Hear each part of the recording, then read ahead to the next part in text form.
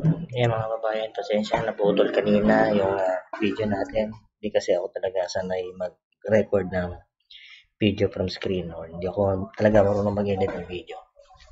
So, nasabi ko nga kanina, kung kayo gusto nyo subukan natin, mag-comment lang kayo, pili kayo ng bayan na gusto nyo, kahit city, kahit alin sa buong Pilipinas.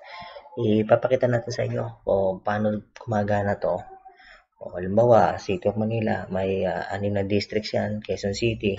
So, from each district, from the precinct up to the city level, paano siya binibilang since bawat district iba-iba yung pangalan, iba-iba yung kandidato sa congressman at saka sa councilor.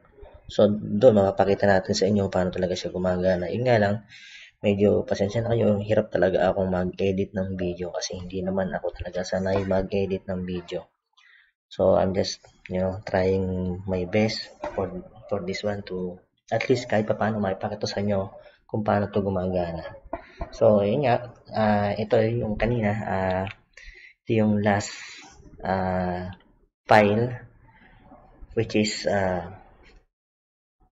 file created by voter number 5 nung bumoto siya. So, ito, kung tingnan nyo, hindi po yan pwedeng baguhin, hindi yan pwedeng palitan.